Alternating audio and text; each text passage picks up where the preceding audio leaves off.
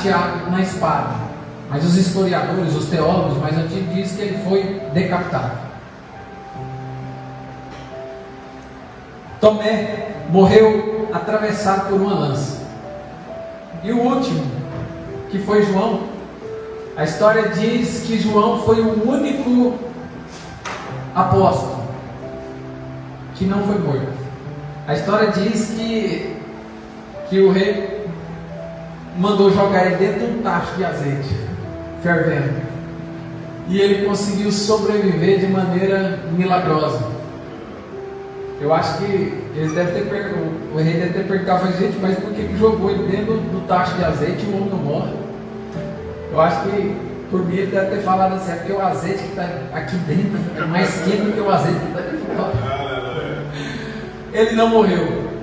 E a Bíblia diz que ele foi o único dos apóstolos que morreu em boa velhice, aparentemente de morte natural. E quando eu olho para esse texto, eu vejo aqui que Jesus ele passou a noite fazendo o quê? Orando. Não foi no WhatsApp, não foi no Instagram, não foi no Twitter, nada disso. Ele passou a noite orando. Então a gente precisa entender que tudo que a gente vai fazer, a gente precisa orar. Tudo depende da oração. E aqui, o conceito que Jesus está falando a respeito da oração, ele está dizendo o seguinte, que a oração, ela tem que ser primordial na nossa vida. Não que você vai errar se você orar, mas se você orar, você tem a possibilidade de errar menos. Aqui Jesus ele vai escolher os discípulos. E a palavra discípulo, ela vem do grego, que quer dizer aprendiz. No grego quer dizer, discípulo quer dizer matetes. Matetes quer dizer discípulo no grego. Talmidi no hebraico. Todas as duas palavras quer dizer aprendiz. Discípulo. O que eu acho interessante é a forma que Jesus ele desenvolve essa questão do discipulado. Porque Jesus ele não simplesmente fez discípulos, ele também ensinou como que a gente deve fazer para formar um discípulo.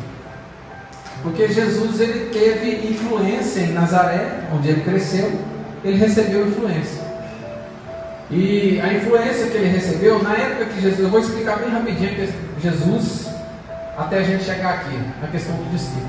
Jesus, quando ele nasceu, existiam na época de Jesus, quando ele nasceu, duas raízes teológicas. Eram dois homens de Deus que tinham uma influência muito grande na palavra de Deus. Um chamava-se Shammai, o outro chamava-se Hillel. Para você ter uma ideia, Shammai ele era muito rígido. Ele dizia o seguinte, para você ter uma noção, um exemplo, ele dizia que se a mulher estivesse fazendo arroz e o arroz queimasse, não podia separar da mulher. Hillel já falava o seguinte, que não podia separar por qualquer motivo. Todos os dois tinham uma influência muito grande quando Jesus nasceu. E Jesus nasceu e ele teve influência. Ele recebeu desde os 5 anos a palavra, como todas as crianças da religião judaica. E naquela época todas as pessoas se espelhavam muito nesses dois personagens. Quando uma pessoa pegava a tribuna e ele ia pregar, só a saudação que a pessoa dava, ele já sabia se aquela pessoa era discípulo de Hillel ou de Shammai. Shammai, ele era uma pessoa dura, era um homem que não tinha tantos, ele não era flexível. Hillel não. Hillel, a maneira dele pregar, ele comparava muito extremos. E quando você vê Jesus pregar, você vê Jesus fazendo a mesma coisa. 2 caminhos, 2 portas, 2 senhores. Essa maneira de pregar é uma identidade ministerial. Então Jesus ele recebeu a influência de quem? De Hilel. Ele começou a pregar dessa forma. E Jesus ensinou para nós qual foi o maior milagre que um ser humano pode fazer. É formar um discípulo. Porque Abraão não fez milagre nenhum. Davi não fez milagre nenhum. Mas Davi foi um gerador de discípulos. Os valentes de Davi eram discípulos. Abraão não fez milagre nenhum, mas ele conseguiu fazer um milagre, que foi formar um discípulo. O discípulo dele se chamava Isaac. Então, o maior desafio de um ser humano é formar um discípulo. Não um discípulo para mim, mas um discípulo para Cristo.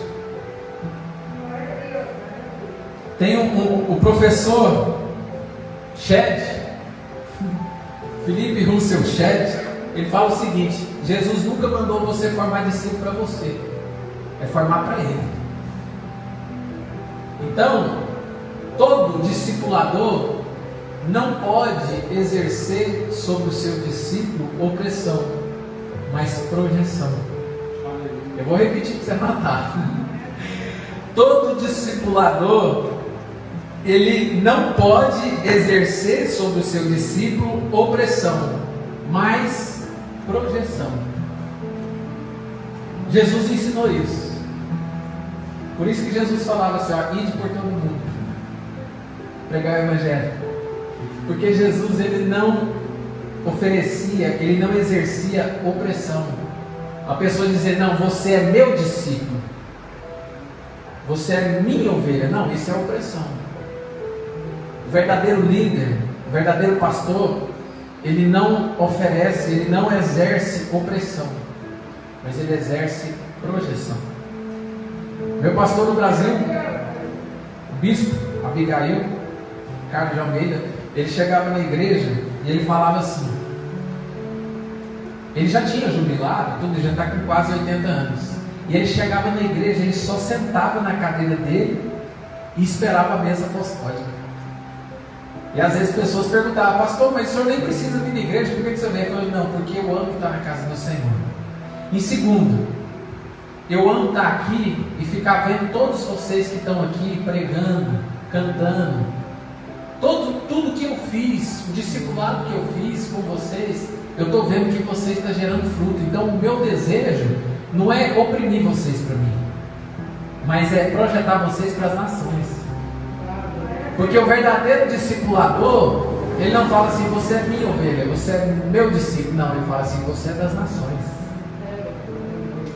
Você vai pregar. Eu quero ver vocês voando. Então ele falava assim: não, o meu sonho é chegar aqui hoje, sentar e ver tudo aquilo que eu plantei, que eu discipulei acontecendo. Vendo pessoas saindo para as missões, vendo pessoas pregando em outras igrejas. Tudo que eu fiz gerando fruto. Porque quem dá o crescimento é Deus. A gente só tem que plantar, a gente só tem que discipular, evangelizar, falar do amor de Deus. Mas pastor, mas eu não sei o que eu evangelizo, eu não sei o que eu falo. Conta o que Deus fez na sua vida. Conta quem você era, onde você estava e onde você está hoje. Isso é um verdadeiro evangelismo. É você contar aquilo que Deus fez na sua vida, quem você era e aonde você está. Teve pessoas que falaram para ele: nossa, mas você vai pregar o discipulado dia de segunda-feira. Nossa, mas dia de segunda-feira é tão ruim. Eu falei: irmão, eu não era nem para estar vivo. Eu não merecia nem estar vivo. Eu nunca vou perder uma oportunidade de falar do amor de Jesus. Eu nunca vou perder a oportunidade, por menor que seja, de falar, de ensinar aquilo que Deus colocou no meu coração. Não é porque eu sei mais do que ninguém, mas eu sempre digo o seguinte: o pouco que eu sei, para quem não sabe, é muito. E tem muita gente que precisa ouvir. Porque eu falei ontem, esse negócio de coach evangélico, culto de alta ajuda, não, a gente precisa de ajuda do alto. Não é de alta ajuda, é de ajuda do alto. Então, a oportunidade que eu tenho de falar do amor de Jesus, para mim, vale mais do que qualquer outra coisa. A minha felicidade de falar, hoje eu estava falando com a minha esposa, hoje eu fiquei o dia inteiro, meu primeiro dia de trabalho, eu evangelizei a empresa inteira. E graças a Deus a empresa tem muito crente. Tem muito crente. Lá é assim, agora eu entrei, eu sou pastor da empresa. Todo não, é pastor. Não, ó, o pastor. Não, é o pastor. Ele fala, gente, eu sou um funcionário aqui, mas eu não vou omitir aquilo que Deus colocou sobre mim. Porque teve outros pastores que foram lá e não quiseram nem falar que era pastor. Eu não critico nem nada. Mas ele falou, o senhor é pastor? Eu falei, sou. Mas você não ficou com vergonha? Eu falei, não, eu sei quem eu sou, sei para onde eu vou. Sei porque que eu estou aqui, sei para onde eu vou. Você tem que saber quem você é. Você é um pastor, então se comporte como um pastor. Seja exemplo. Porque você tem que dar testemunho, principalmente no seu trabalho. Porque você crê dentro da igreja. Ser crente no trabalho, não tem só crente, é fácil demais. Eu quero ver ser crente primeiro lá na sua casa. Hoje eu falei com o irmão. Falou, Deus me usa para fazer isso, fazer aquilo e tudo. Eu falei assim, a primeira coisa que eu pergunto é o seguinte: como é que você trata a sua esposa? Como é que você trata a sua esposa? Eu fui no céu e no inferno, eu vi um monte de coisa. Não, peraí, eu quero saber como que você trata a sua esposa. Então, eu estou dizendo aqui, eu estou saindo um pouquinho fora do assunto aqui, mas eu estou falando relacionado a discípulo. Porque para você discipular, você tem que dar exemplo. Você tem que ser exemplo. Eu não estou fazendo discípulo aqui para mim, nem para o pastor. Nós estamos fazendo discípulo para Cristo. Porque Paulo diz, sejam meus imitadores como eu sou de Cristo. Então, o discipulado não é para mim. Porque eu não sou o grande discipulador. O grande discipulador é Cristo. E a base do cristianismo não sou eu, é Jesus. Oh, glória. Então eu não faço discípulo para mim, eu faço discípulo para Jesus. Amém? Todo discipulador não pode exercer sobre o seu discípulo opressão, mas projeção. Todo líder, ele tem que projetar, ele tem que lançar, ele tem que preparar. É igual o pai faz com o filho. Olha o que Salomão fala no Salmo 127. Salmo 127 diz assim: os filhos são como lanças, como flechas na mão do arqueiro. Ou seja, todo líder, todo discipulador, ele tem que te lançar no centro da vontade de Deus. Ele tem que te lançar, é lá que ele vai te lançar. Então, o discipulado ou o discipulador, ele tem que lançar você, tem que te ensinar e te preparar para você alcançar o centro da vontade de Deus.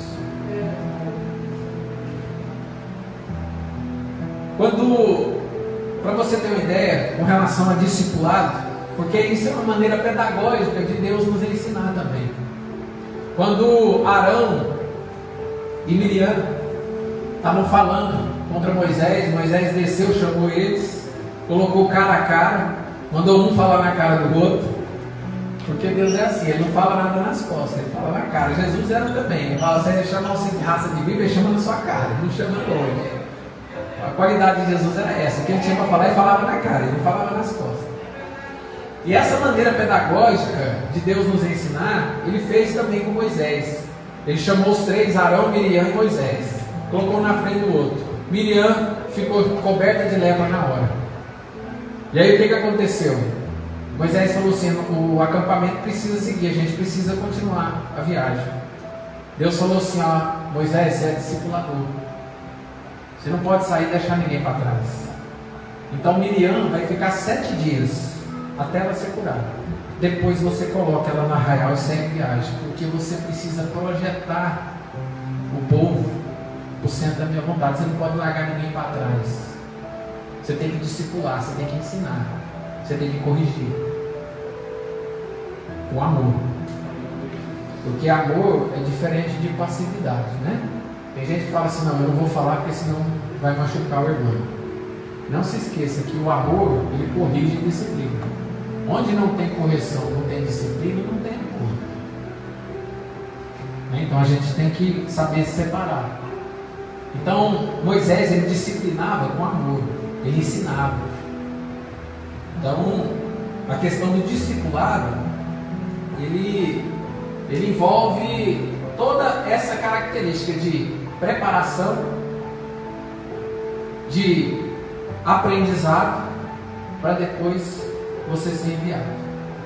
Por isso que tem pessoas que às vezes quer ser enviado, mas não está preparado. E eu costumo dizer uma frase seguinte: pior do que não saber é aprender errado. Então a gente precisa aprender da forma certa para a gente poder ter resultado lá na frente e não poder falar que foi alguma coisa errada que alguém falou ou que você fez.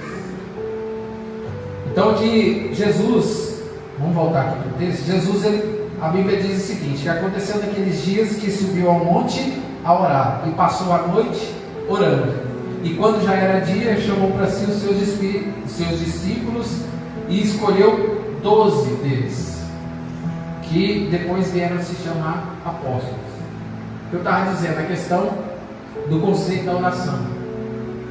Ore para escolher, porque o que Jesus está falando é o seguinte: ore para escolher, porque se você não orar para escolher, você vai passar a vida inteira orando pela escolha errada que você fez.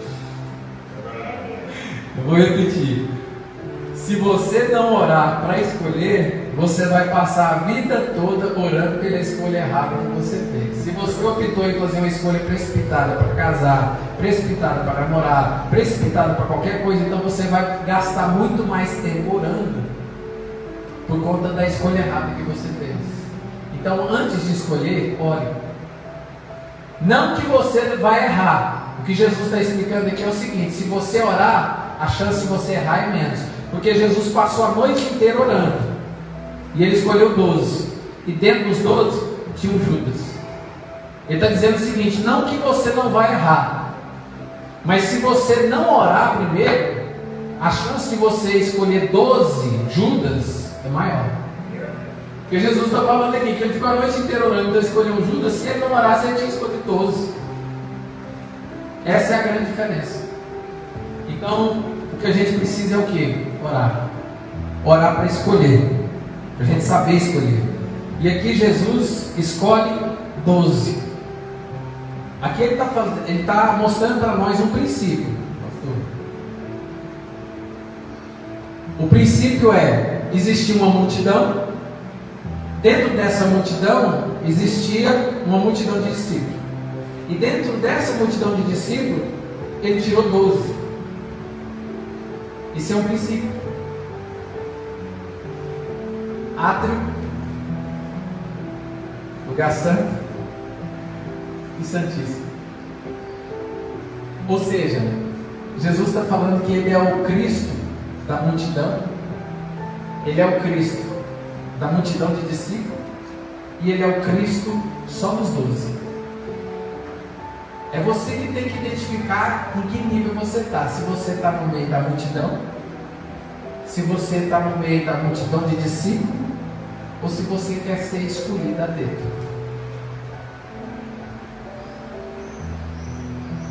Essa é a análise que a gente tem que saber. Em que nível que a gente está em relação a Jesus. O texto diz, versículo 13 e 14. Aliás, versículo 13, né? Ele chamou para si os seus discípulos. O que ele quis dizer? Ele escolheu 12 homens. 12 homens, 12 histórias, 12 personalidades totalmente diferentes. E a gente precisa entender que esses 12, ele escolheu, não foi por indicação de alguém. Não foi porque alguém falou assim: não, eu acho que o senhor tem que escolher esse. Ou que Jesus falou: não, eu vou escolher esse porque o dízimo dele é maior. Eu vou escolher esse porque o carro dele é melhor. Eu vou escolher esse porque ele fica puxando o saco. Não. Essa escolha não foi democrática. Essa escolha foi teocrática. Teo, Deus. Crática, governo. É Deus que escolhe. Ou seja, se você orar, você vai deixar Deus escolher aquilo que você está pedindo em oração. É Deus que escolhe. Você quer ver? Abre em Marcos, no capítulo 3, no verso 13. Marcos 3, verso 13. Olha só o que Jesus fala. E subiu ao monte e chamou para si os que ele quis. Vou repetir. E subiu ao monte e chamou para si os que ele quis. Deixa eu te dizer, foi Ele que quis. Tem gente que olha e fala assim, mas por que o irmão Sérgio? Mas por que o pastor Pombal? Mas por que a pastora Daiane? Vai reclamar com Deus, foi Ele que quis. Ah, mas eu canto melhor, eu faço isso melhor, eu ensino melhor, eu faço aquilo melhor. Foi Ele que quis. Foi Ele que quis. A gente precisa entender que todas as escolhas que Deus faz, que Jesus faz por nós, é porque Ele quer. É porque Ele quis. E Jesus ele vai escolher 12 discípulos e 70% daqueles discípulos eram da Galileia.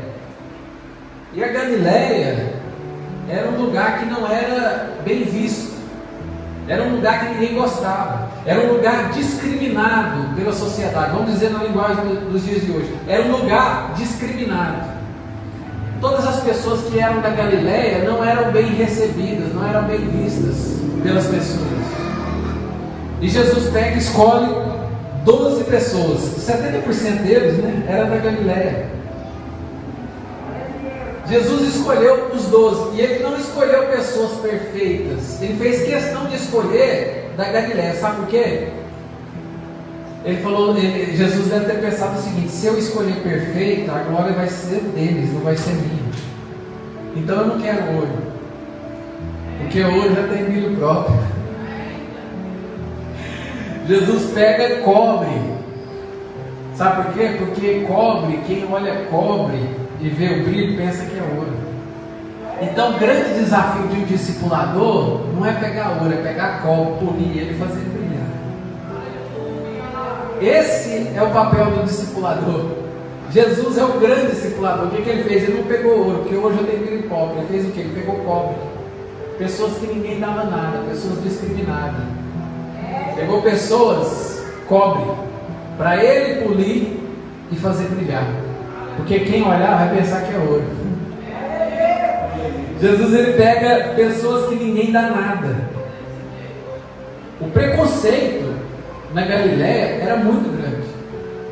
Era muito grande. As pessoas não gostavam de pessoas que vinham da Galileia. Você quer ver? Vamos lá, Mateus capítulo 11. Mateus capítulo 11, versículo 23 e 24. Mateus capítulo 11, 23. Olha só a profecia de Cafarnaum. Cafarnaum é Galileia. Foi onde Jesus começou o ministério dele. Foi em Cafarnaum. O ministério de Jesus se tornou fecundo a partir de Cafarnaum, da Galileia. Olha a profecia que tinha para Galileia. Versículo 23. E tu, Cafarnaum, que te ergues até os céus, serás abatida até os infernos. Porque se em Sodoma tivessem feitos os prodígios que em ti operaram, teria ela permanecido até hoje. Verso 24. E eu vos digo, porém, que haverá menos rigor para os de Sodoma no dia do juízo, do que para ti. Olha só a profecia que tinha sobre Cafarnaum, sobre a Galileia. Deus, isso aqui mostra que Deus ele gosta de pegar aqueles que ninguém dá nada. Eu vou falar assim uma linguagem assim bem popular. Deus gosta de pegar lixo, pastor, e reciclar. Por isso que Ele pegou eu. Por isso que Ele pegou você. Porque a Bíblia diz que Deus usa as coisas loucas para confundir as sábias. Deus usa aqueles que ninguém dá nada. Deus usa aquele drogado, bêbado, e faz ele um homem de família. Faz ele um homem honrado. Pega aquela mulher que era prostituta, que era promíscua, e faz uma mulher de Deus, faz uma mulher de oração. Porque tem gente, tem aqueles super santos que chega e fala assim: a igreja está cheia de ex. Não é claro? Tem que estar mesmo, tem que estar cheio de ex. Sabe por quê? Para mostrar que Deus tem capacidade de pegar um lixo moral e fazer uma referência dentro da casa de Deus. Deus faz isso. Deus faz isso. Então a gente tem que entender o quê? que não foi Jesus não foi eles que escolheram Jesus. Não foi nós que escolhemos Jesus, foi Ele que escolheu nós. Você quer ver? Vai lá em João 15, João 15, 16. Você quer ver? Olha o que Jesus diz. João 15, 16. João 15, 16. Jesus diz assim: não me escolhestes a vós, a mim, mas eu vos escolhi a vós. Eu vos nomeei para que vás e deis fruto, e o vosso fruto permaneça, a fim de que tudo quanto em meu nome perdi, vos seja dito, vos seja concedido. Foi Ele que te escolheu. Foi Ele que escolheu você. Foi Ele que quis que você estivesse aqui hoje. Não foi simplesmente essa vontade, esse desejo, essa vontade de aprender mais, de conhecer mais um pouco, de saber mais um pouco a respeito de Deus. Isso é desejo que Ele está colocando no seu coração. Você quer ver o ambiente da Galileia? Vai lá em Marcos. Marcos capítulo 1. Capítulo 1. Marcos capítulo 1, verso 14. Isso aqui, irmãos, como é discipulado, não é mensagem, eu gosto de falar isso aqui, irmãos, eu estou explicando para vocês, como eu falei, é uma forma exegética. A forma exegética é o que? É você ler e explicar o que você está vendo. Então a mensagem é diferente, você vai e volta, aqui não, aqui eu estou explicando ponto a ponto. Está todo mundo entendendo? Quem está entendendo diz amém.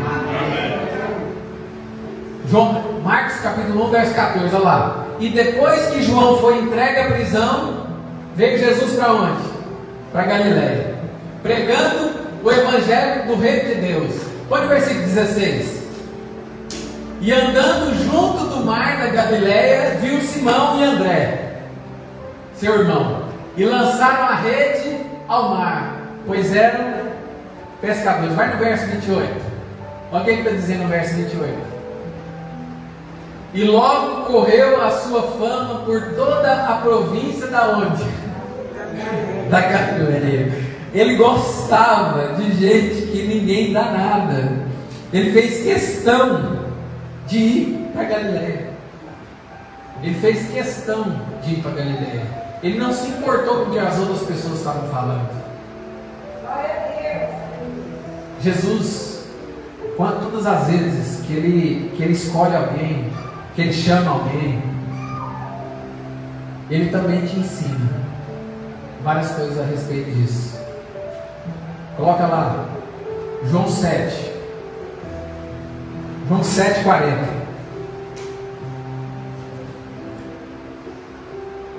João 7,40.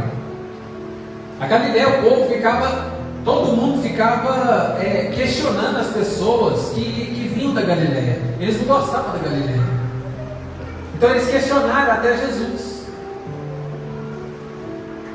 Marcos 7,40 diz assim: então muitos da multidão, ouvindo essa palavra, diziam: verdadeiramente esse é profeta.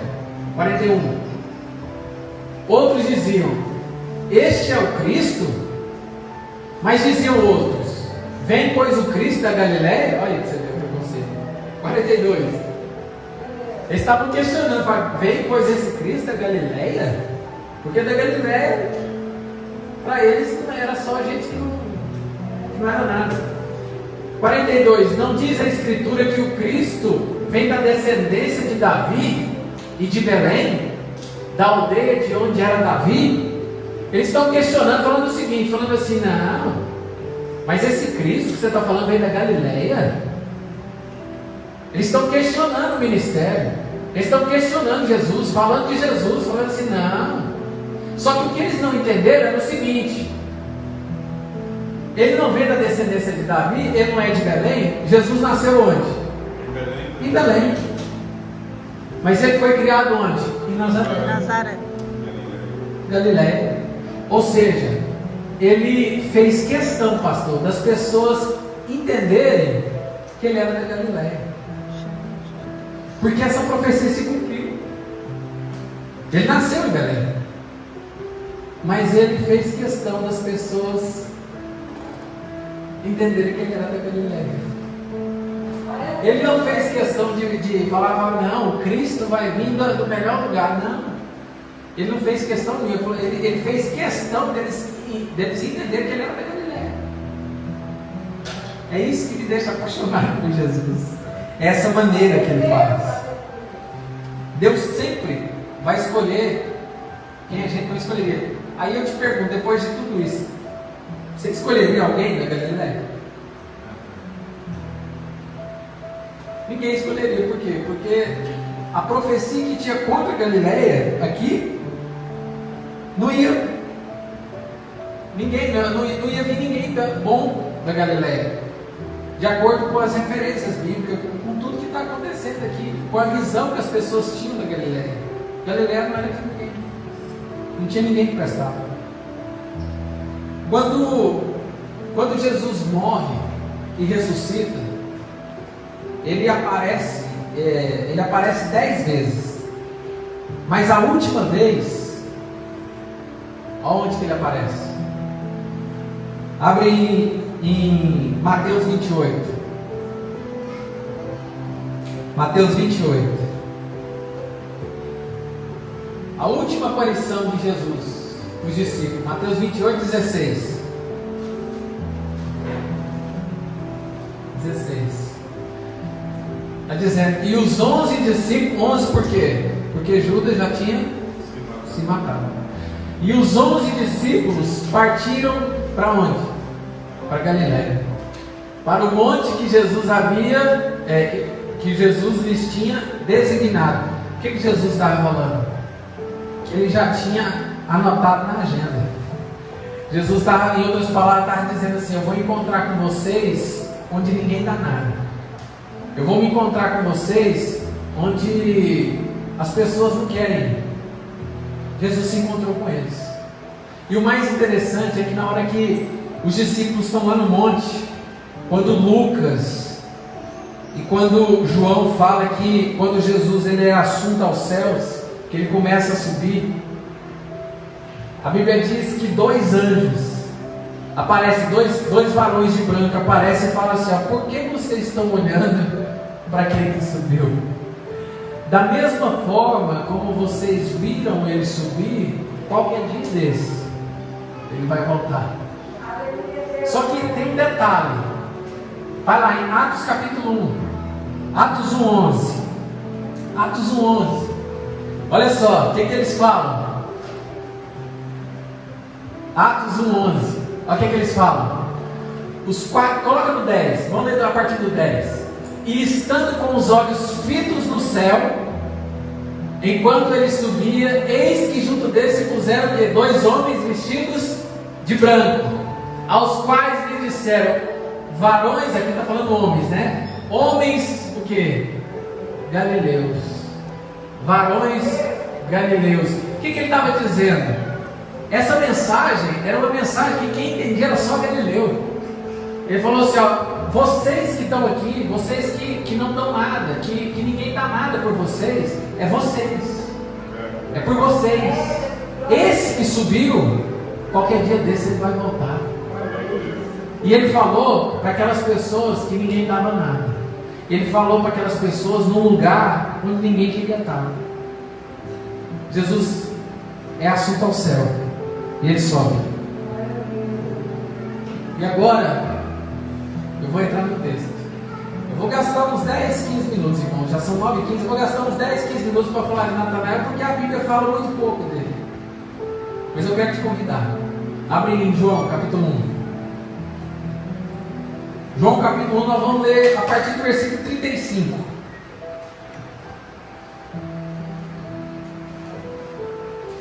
João capítulo 1, a partir do versículo 35. Glória a Deus.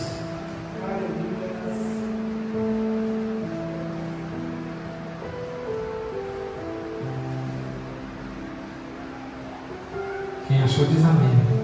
Quem não achou fala assim: espera um pouquinho, pastor. Eu espero. É culto de ensino. Eu gosto de todo mundo participar.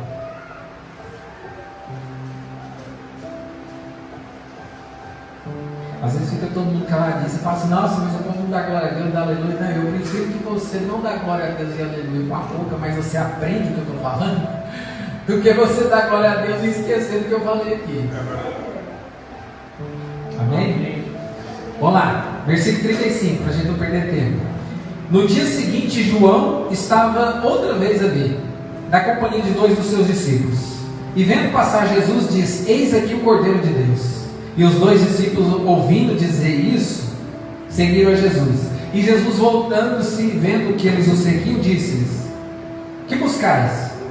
E eles disseram: Rabi, que traduzido quer dizer mestre, onde moras? Ele lhes disse: vinde e vede. Foram e viram onde morava, e ficaram com ele aquele dia. E era já quase a hora 10ª. E André, irmão de Simão Pedro, um dos 2 que ouviram aquilo que João o haviam seguido, este achou primeiro a seu irmão Simão e disse-lhe: achamos o Messias, que traduzido é o Cristo. E levou-os a Jesus. E olhando Jesus para ele, disse: tu és Simão, filho de Jonas, ou João. Tu serás chamado Cefas, que quer dizer Pedro. No dia seguinte, quis Jesus ir aonde? Galileia. E achou a Filipe e disse-lhe: segue-me. E Filipe era de Betsaída, cidade de André e Pedro. Filipe achou Natanael e disse-lhe: havemos achado aquele de quem Moisés escreveu na lei e de quem escreveram os profetas, Jesus de Nazaré, filho de José. E disse Natanael: pode vir alguma coisa boa de Nazaré? Está vendo o preconceito? E pode vir alguma coisa boa de Nazaré? E disse-lhe Filipe: vem ver. Quer dizer, não fica falando, melhor do que eu te falar, vem você ver com seus próprios olhos. Vem ver. Vem cá para você ver. Porque tem gente que vem aqui só para ver. Tem gente que vem aqui só para ver se é isso mesmo. Aí ele falou: vem ver. Melhor do que eu te falar é você ver com seus próprios olhos. E ele disse: vem ver. E Jesus viu a Natanael. Olha só, põe o dedinho aí, deixa eu te falar uma coisa. Filipe chamou Natanael para ele ver Jesus. Mas quando ele chega, a Bíblia diz que quem viu ele primeiro foi quem? Jesus. Olha só, ele foi para ver Jesus, mas quem vê ele primeiro é Jesus. E ele viu Jesus. Jesus viu a Natanael vir ter com ele e disse-lhe: eis aí um verdadeiro israelita, em quem não há dolo. E disse Natanael: de onde o senhor me conhece? Jesus respondeu: eu te vi debaixo da figueira. Ele disse para ele: eu te vi debaixo da figueira. Presta atenção, olha no texto. André ouviu, Pedro foi levado, Filipe foi achado e Natanael foi visto. Isso fala dos 4 encontros com Deus. Porque tem pessoas que vêm na igreja porque ouviu a palavra. Tem pessoas que vêm na igreja porque foi achado. Tem pessoas que vêm na igreja porque veio trazido. E tem outras pessoas que vêm à igreja porque viram. Porque Jesus se viu.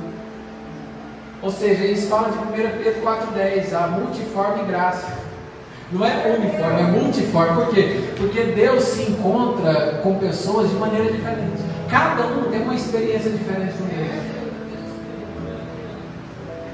E aqui a gente vê essas 4 maneiras diferentes de Deus se relacionar, se encontrar com as pessoas. Você quer ver uma coisa? Além dele se encontrar, Jesus ele vai escolher Natanael. E você quer saber onde Natanael nasceu? Então vamos lá. João capítulo 21. João capítulo 21, verso 2. Onde Natanael nasceu? João capítulo 21, verso 2. Vou esperar todo mundo achar. Você pode deixar no telão, mas eu quero que todo mundo ache. Eu quero que você acompanhe na sua Bíblia. Você aprender. Todas as vezes nós vamos folhear a Bíblia aqui muitas vezes. Todo mundo, além de aprender, vai ficar fera na Bíblia. Amém? Amém. João 21, Verso 2.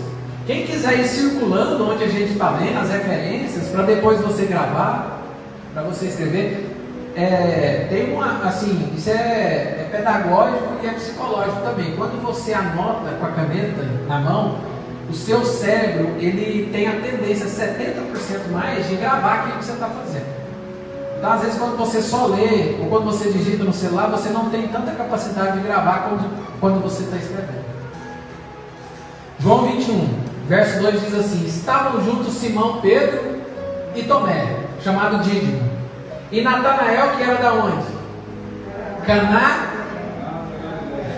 Natanael era de Caná da Galileia. Você sabe por que ele era de Caná da Galileia? Porque Jesus sabia que... Foi por isso que Jesus escolheu Natanael primeiro. Foi por isso que Jesus viu Natanael. Por isso que ele destacou aqui Natanael. Por quê? Ele olhou para Natanael e falou o seguinte, falou assim: Natanael, o primeiro milagre que eu vou fazer vai ser no capítulo 2. E no capítulo 2 eu preciso chamar você. Eu preciso que as pessoas vejam que eu também sou Deus na sociedade. Porque no capítulo 2 de João, a Bíblia diz que Jesus foi convidado para uma festa. Ele e seus discípulos. Aonde? Coloca lá, João 2, versículo 2. João 2, versículo 2. Versículo 2. E foi também convidado Jesus e seus discípulos para as bodas. Aonde? Caná da Galileia era a cidade de Natanael. Jesus falou assim: ó, o primeiro milagre que eu vou realizar vai ser em Caná da Galileia. Você entendeu? O primeiro milagre, aquilo que Deus vai fazer na sua vida, primeiro ele começa em você. Primeiro ele começa na sua casa. Tudo que Deus vai fazer, Ele não vai fazer primeiro ao seu redor. Ele vai fazer primeiro em você e depois ao seu redor. Sabe por quê? Por que Jesus quis ir a Caná da Galileia? Por que ele fez questão de estar na Natanael? Porque num determinado momento eles iam estar na festa. E como Natanael morava em Caná da Galileia era uma cidadezinha pequena. Todo mundo conhecia todo mundo. Então isso significa que Natanael conhecia todo mundo daquela festa, sim ou não? Sim. Num determinado momento acaba o vinho. E Jesus vai fazer o primeiro milagre. E aí quem que vai auxiliar os discípulos a fazer o milagre? Vai pegar as vasilhas, quem vai auxiliar? Natanael. Porque Natanael conhecia o povo daquela cidade, era um povo fofoqueiro, um povo curioso, um povo que gostava de falar. Então ele deve ter falado assim: ó, eu sei que ele é profeta, mas eu não vi nenhum milagre ainda. Aí o que acontece? Jesus faz aquele milagre. Ele faz para mostrar o seguinte, que ele também é Deus daquela cidade. Ele faz aquele milagre naquela cidade. Ele já mostra para ele que o milagre que Jesus queria fazer, primeiro ele ia começar na cidade dele, justamente para ele testificar de que ele realmente era o Messias. Porque lá no versículo 47 tem esse detalhe aqui que eu quero falar para vocês, que eu acho muito importante. Ele diz no versículo 47, ele diz assim: e vi ter com ele, e ele diz: eis aqui um verdadeiro israelita. Esse verdadeiro israelita aqui, Jesus está falando do lado religioso dele. Quando ele diz para Jesus: da onde o senhor me conhece? Jesus explica para ele: eu te vi debaixo da figueira. A figueira aqui, a Bíblia não explica, mas eu vou te dar duas fontes teológicas de interpretação sobre a figueira. A figueira é sinônimo de sabedoria e conhecimento. Então, existem duas raízes, duas vertentes, duas respostas teológicas a respeito da figueira. A primeira é uma resposta judaica. São judeus messiânicos que deram uma explicação para a figueira, quando fala sobre Natanael. Porque naquela época, todas as pessoas que iam ler a Torá, que iam ler a Bíblia, os 5 livros, eles tinham o costume de ir para debaixo de uma figueira. Todas as vezes que eles iam ensinar a Torá, eles iam para debaixo de uma figueira. Todas as vezes que eles iam refletir, que eles iam ler a Bíblia, isso está na própria Torá, tá na própria Torá deles, está no Talmud. Talmud é um livro de comentários, é um livro de regras e leis judaicas, né, que interpretam muitas coisas da Torá. Então, está tanto na Torá quanto no Talmud. Você quer ver uma coisa? Coloca aí, Zacarias 3,10. A figueira era sinônimo de sabedoria e de conhecimento. Em outras palavras, a figueira ou a videira era ponto de encontro. Quer ver? Zacarias 3,10. Naquele dia, diz o Senhor dos Exércitos, cada um de vós convidará o seu próximo para debaixo da videira e para debaixo da figueira. A figueira era ponto de encontro. Você entendeu por que Jesus falou em João 15, no verso 1? Ele fala assim: eu sou videira. Ele estava dizendo: eu sou ponto de encontro. Eu sou ponto de encontro. Todo mundo tem que vir até mim. Você entendeu? A outra explicação é que é mais para teólogos, né, escritores. Eles dizem o seguinte, que Natanael, ele é da idade de Jesus. E naquela época o Império Romano, lembra que Herodes mandou matar os filhos de 2 anos para baixo? José e Maria pegou Jesus e desceram para o Egito. E a história diz que a mãe de Natanael pegou Natanael e colocou ele debaixo de uma figueira. E aí, enquanto aquele menino estava debaixo da figueira, escondido debaixo da figueira, a mãe orava para que os soldados romanos não matassem o menino. E quando ele ficou grande, quando ele tinha 15 anos, a mãe contou essa história do menino para Natanael. E ela falou para ele assim: ó, não conta isso para ninguém. E aí, quando Natanael encontra com Jesus, que Jesus fala assim: eu te vi debaixo da figueira. Aí Natanael pega e responde assim: verdadeiramente o Senhor é filho de Deus. Por que ele estava dizendo isso? Nas duas versões. Porque ele sabia que Natanael estava debaixo da figueira, estudando a Bíblia, lendo, refletindo. E ele também poderia ter pensado o seguinte: fala, não sei se o homem falou isso, então ele realmente é o filho de Deus, porque só eu e minha mãe sabiam. Só eu e minha mãe sabiam. Essa é a outra raiz, né? A outra resposta a respeito da figueira. Ou ele estava debaixo, estudando, lendo, passou a vida aprendendo, ou ele foi escondido e que a mãe contou para ele o que tinha acontecido, porque ele era da mesma idade de Jesus. Naquela época, os meninos que nasciam tinham que ser mortos. Então essas são as duas explicações para a figueira. E agora, para a gente terminar, quando Natanael morre, os historiadores dizem que ele foi torturado, foi degolado, mas eles também falaram que eles tiraram, a pele de Natanael. Pastor, como é que o senhor sabe disso? Primeiro que eu pesquisei, né? Claro. Michelangelo, depois você pode consultar na internet. Michelangelo, ele fez uma pintura como um protesto na época, que está hoje lá na Capela Sistina, no Vaticano. A Capela Sistina do Vaticano, ela foi construída baseada no Templo de Salomão, por um papa. Então, na frente dela, no altar, tem uma pintura muito grande que Michelangelo pintou, chamada Juízo Final. Nessa pintura, de todos os personagens que tem ali, Michelangelo pintou Natanael.